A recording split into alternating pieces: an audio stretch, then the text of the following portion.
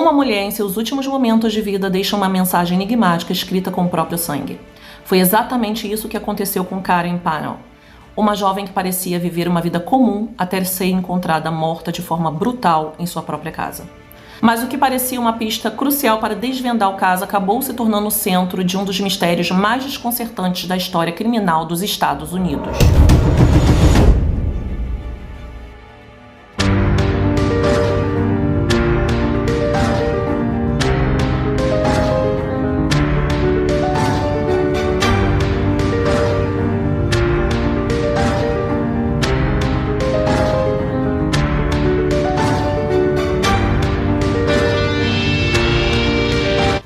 Oi, povo lindo, Daniele Vendramini aqui e hoje vamos mergulhar nesse crime que chocou uma cidade inteira e desvendar como um detalhe aparentemente simples virou a chave para um desfecho surpreendente.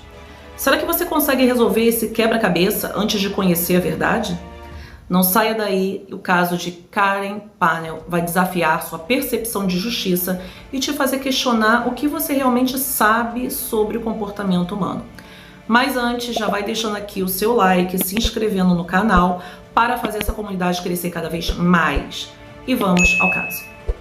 Na manhã de 11 de outubro de 2003, Timothy Parmenter estava casualmente dirigindo por uma rua na cidade de Oldsmar, na Flórida. E naquele dia, ele ia fazer o que normalmente faria, que era ver sua namorada Karen Parnell, de 39 anos. O relacionamento estava indo bem e eles estavam juntos há cerca de 3 meses. Tim tinha 36 anos e era um vendedor de BMWs. Na verdade, foi assim que ele conheceu Karen. Ela entrou na concessionária um dia procurando por um vendedor que pudesse mostrá-lo os modelos disponíveis e Tim disse: "Claro, você sabe, para ser um vendedor de carros você tem que ser um pouco charmoso, sabe?" E dali eles se deram bem rapidamente. Assim, quando ele foi apresentado à família de Karen, seu jeito extrovertido, charmoso, inteligente, fez com que todos gostassem dele de cara. Timothy então chegou ao seu destino, estacionou fora da casa da sua namorada Karen, na Montel Court 2030, e ele saiu da sua BMW conversível azul e caminhou até a porta da frente e bateu a porta. Ele esteve na casa de Karen na noite anterior e tudo estava tranquilo. Ele a deixou por volta das 7h30 da noite e acabou não entrando na casa porque nessa manhã de sábado, Karen deveria trabalhar e normalmente acordava cedo para o trabalho, mas ela faltou ao trabalho naquele dia. E Tim estava ligando para ela a manhã toda e ela não estava atendendo o telefone, por isso Tim decidiu ir até lá ver o que estava acontecendo, porque ele realmente estava preocupado. Então Tim estava de pé em frente à porta dela e batia, mas não tinha resposta. Ele começou a ter aquela sensação horrível de que algo estava errado. Então ele girou a maçaneta da porta e a porta se abriu. Ela estava destrancada, então ele entrou, chamou o nome dela, mas ninguém respondeu. Ele então deu alguns passos e o corredor levava diretamente a uma cozinha aberta. Então ele caminhou e olhou para o balcão que dividia o corredor da cozinha e sobre ele havia uma caixa de pizza. Ela deve ter pedido pizza. Então, ele, olhando para a cozinha, ele viu o corpo da sua namorada Karen deitado bem ali de costas e ela estava coberta de sangue. Tim pôde ver imediatamente que ela estava morta. Então, ele ligou para o 911.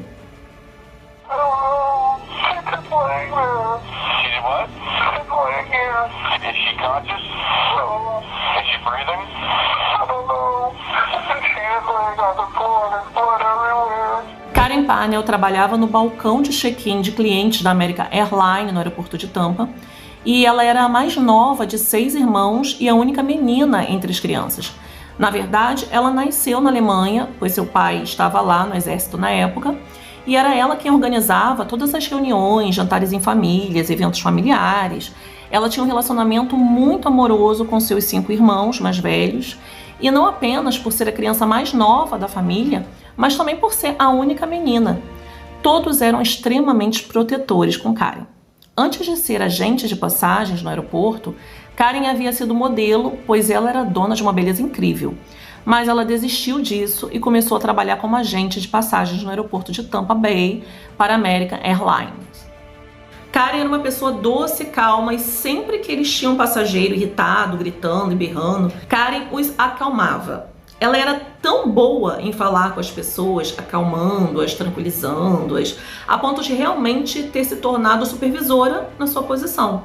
No entanto, parecia que sua habilidade de acalmar as pessoas não funcionou dessa vez. Alguém pegou uma faca e a esfaqueou repetidamente. Karen havia sido esfaqueada dentro da sua própria cozinha. A polícia chegou em sua casa em Oldsmar em minutos. Quando a polícia chegou, Tim já estava fora da porta da frente e ele estava vomitando no jardim depois de ver sua namorada daquela maneira. A polícia colocou Tim em um dos seus carros enquanto investigavam a cena, procurando por qualquer evidência, batendo nas portas dos vizinhos. Karen tinha múltiplas feridas de faca. Ela havia sido esfaqueada 16 ou 17 vezes. Parece que houve uma luta feroz entre ela e outra pessoa. Havia sinais de entrada forçada em sua casa. A porta dos fundos da casa havia sido forçada, a caixa de luz da casa dela também estava aberta, como se alguém estivesse tentando cortar os fios e as linhas telefônicas. Isso fez a polícia pensar que talvez isso tivesse sido um assalto, invasão de domicílio ou algum roubo que deu errado, e fez com que Karen acabasse morta. Lá dentro da casa encontraram a bolsa dela completamente revirada. Havia coisas espalhadas por toda parte, mas Karen não era uma pessoa rica, né? Na verdade, ela trabalhava no aeroporto, não seria uma vítima com bons critérios para um roubo. No entanto, uma coisa se destacou tanto quanto o corpo ensanguentado, o que parece extremamente difícil de acreditar, mas se destacou porque estava escrito em vermelho em uma parede branca acima do corpo de Karen. Estava escrito na parede a palavra Rock. E parecia que havia sido escrita em sangue. Era uma mensagem aterrorizante, mas foi escrita pela assassinada ou pelo assassino? Bem, a polícia se inclinou para não mover o corpo e eles puderam ver Karen, que estava de costas no chão, mas em seu dedo indicador direito eles puderam ver uma mancha de sangue. Parecia que em seus momentos finais, depois que o assassino fugiu da cena, ela mergulhou o próprio dedo no próprio sangue e escreveu Rock na parede antes de falecer. Mas o que significava Rock? Quase que imediatamente, Tim ainda estava sentado no banco de trás do carro da patrulha, levantou para perguntar o que havia acontecido. Então Tim foi até os policiais e contou a história do que aconteceu. Ele disse que esteve lá na noite anterior, mas saiu por volta das 7h30 da noite e depois foi sair com alguns amigos que estavam a cerca de 1 hora de distância da casa de Karen. A polícia ligou para aqueles amigos e eles confirmaram o álibi de Tim. Tim parecia estar extremamente cooperando com a polícia e parecia não ter nada a esconder. A polícia tentava decifrar a escrita de Karen, Rock. Quem era Rock? O que significava aquilo? Até que descobriram que Karen tinha um ex-namorado chamado Rock Erpke. Ele era um avaliador de seguros e ele namorou Karen por mais de 1 ano e chegaram a morar juntos, mas terminou mal. Rock era conhecido por ter problemas com drogas e até com a polícia. O relacionamento deles terminou quando Karen registrou uma queixa de agressão doméstica contra ele. Quando Karen e Rock se conheceram, Karen havia acabado de sair de um casamento de 5 anos, seguido por um divórcio muito complicado. Ela também foi diagnosticada com esclerose múltipla na época. Portanto, mesmo que todos alertassem que Rock não parecia ser uma boa pessoa, ela decidiu manter o relacionamento. Ele parecia estar com ela nos momentos de sua doença e ela passou a depender dele, até que as ligações para a polícia começaram. 3 vezes a polícia foi chamada à casa deles. Rock então foi levado para interrogatório. Rock dizia a todo tempo que era inocente, mas os policiais não acreditavam. Mas ele tinha um álibi muito bom. Ele estava com a sua nova namorada e os filhos dela na hora do assassinato e isso foi confirmado. Então por que Karen escreveu o nome dele com sangue e seus momentos finais? Bem, técnicos forenses estavam examinando a cena e examinando a escrita Rock e ficavam sem entender o porquê que em seus momentos finais ela decidiu escrever aquilo. E o mais impressionante, não havia impressões digitais na mancha escrita na parede. Como assim? Bem, se você escreve algo com seu sangue na parede, você vai deixar suas impressões digitais. Aquilo era muito estranho. Eles então olharam ao redor e viram que havia uma luva de jardinagem na cozinha, uma única luva de jardinagem, e ela geralmente vem em pares, porque a maioria das pessoas tem 2 mãos. a menos que você não tenha. Mas não havia uma segunda luva. Então parecia que alguém colocou aquela luva, mergulhou no sangue de Karen e depois escreveu na parede. A polícia também percebeu que, embora Karen tivesse sangue no dedo indicador direito, como se ela tivesse escrito aquilo, pois estava manchado, o dedo estava manchado, Karen era canhota e deveria ter escrito com a mão esquerda. E se isso tivesse sido uma invasão de domicílio, como a cena levava você a acreditar, com a entrada forçada e tal, como um assassino aleatório saberia o nome de um dos ex-namorados dela? Aquilo certamente deve ter sido feito por alguém que a conhecia.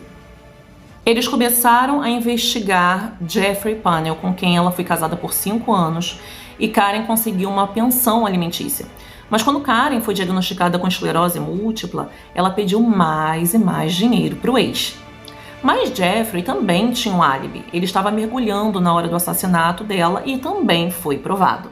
Então a polícia começou a andar em círculos sem saber para onde ir e decidiram voltar a investigar Tim Parmenter. Ele tinha um passado muito sombrio e descobriram que ele esteve na prisão. Tim costumava ser um cafetão. Ele administrava um negócio chamado Sky's Court. As garotas que trabalhavam para ele cobravam $100 por hora e a garota ficava com $65 e ele ficava com 35. Ele ganhava cerca de $5 mil por dia e tudo isso antes de ter 20 anos. Tim também cumpriu pena por tentativa de sequestro e tentativa de assassinato de uma de suas garotas de programa. Até se envolveu em um tiroteio com um colega que também era cafetão. Na verdade, ele era meio que um gangster. Então, Tim decidiu contar um pouco de sua vida para Karen, mas é claro que com suas palavras, de forma mais suave. Ele disse que trabalhou em uma agência de escortes e só nada mais. Ela não gostou daquela história sombria, sabe? Então, adivinhe?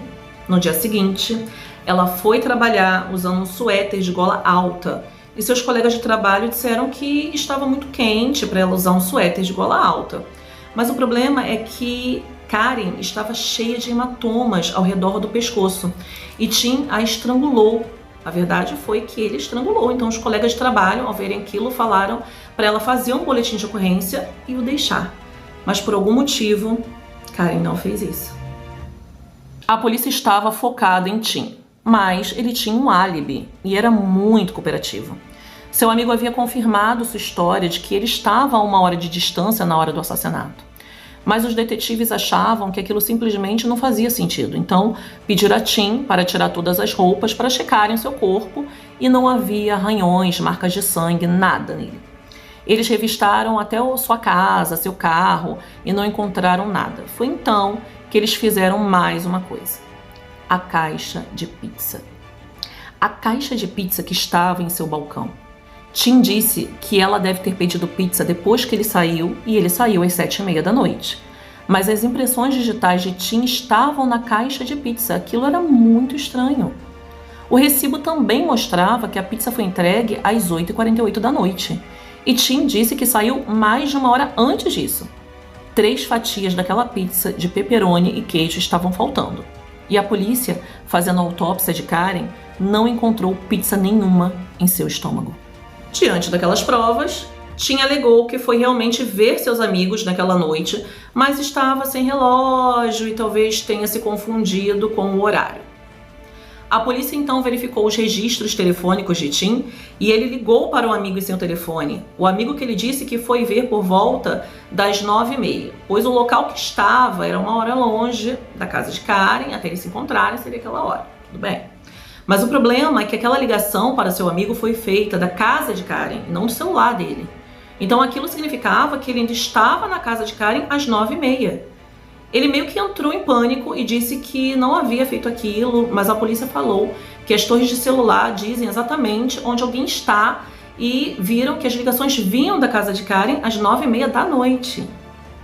Seu amigo mais tarde contraria o álibi, dizendo que ele só estava tentando ajudar um amigo. Ele disse que não havia se encontrado com Tim naquela noite e que Tim havia confessado que ele assassinou Karen. Tim foi preso e acusado do assassinato de Karen. O que provavelmente aconteceu é que Karen terminou ou estava à beira de terminar com Tim por causa do seu passado sombrio Então ele apareceu na casa dela naquela noite transtornado. Ele deve ter conversado com ela, tentando fazê-la entender e continuar o relacionamento. Então eles pediram uma pizza em algum momento, mas antes da pizza chegar, Karen provavelmente terminou o namoro. O cara da pizza então chegou às 8h48 da noite e o entregador disse que a porta da casa da Karen foi aberta pelo Tim. E ele disse que Tim o tratou muito mal e estava com uma cara péssima. E dessa vez, ao invés de estrangulá-la, como fez da última vez, ele pegou uma faca e a esfaqueou nas costas.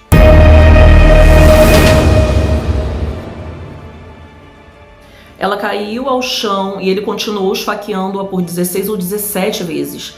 Então, sentado lá, tentando descobrir como não ir para a prisão pelo resto da sua vida, ele se sentou e começou a comer a pizza, olhando para sua namorada morta. Então ele pensou: Karen me disse sobre um namorado dela que sempre se metia em problemas. Rock.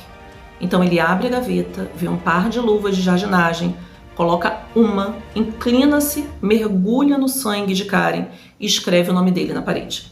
Então ele pegou o dedo de Karen, mergulhou o dedo indicador direito no sangue, esquecendo, é claro, que Karen é canhota. Então ele virou a bolsa dela de cabeça para baixo, quebrou as portas do fundo, abriu a caixa de luz para fazer parecer que houve algum tipo de invasão a domicílio. Quando ele chegou na manhã seguinte, alegou ter descoberto a cena e ligou para a polícia. Uma de suas primeiras ligações no banco de trás do carro da patrulha foi para uma das amigas de Karen. Ele disse a ela que Karen havia sido esfaqueada até a morte, mas a polícia ainda não havia determinado a causa da morte, então como ele sabia? Tim Permenter foi a julgamento em 2007. Tim se declarou inocente. Ele disse que não assassinou Karen. Disse que não tinha nenhum sangue nele, que a polícia não encontrou evidência física que realmente ligasse a cena do crime. A arma do crime também nunca foi encontrada. Mas, independentemente disso, após 4 horas de deliberação, o júri considerou Tim culpado de assassinato em primeiro grau. Eles realmente votaram a favor da pena de morte para Tim, mas o juiz anulou e sentenciou à prisão perpétua sem possibilidade de liberdade condicional. Então, depois de tantas reviravoltas e pistas falsas, a verdade sobre o assassinato de Karen Parnell veio à tona de uma forma que ninguém poderia imaginar. Aquele que parecia ser uma figura tranquila, alguém que ela amava, acabou sendo um monstro por trás de sua morte brutal. Tim Permenter, o namorado de Karen, nunca imaginou que o seu próprio desejo de controle e ciúmes poderia levá-lo a cometer um crime tão horrível. Agora, com a sentença de Permenter e o fim de uma busca incessante pela justiça, o que fica no ar é a pergunta: quantos mais como ele estão entre nós, escondidos à vista de todos? E quanto mais vamos ignorar os sinais antes que seja tarde demais?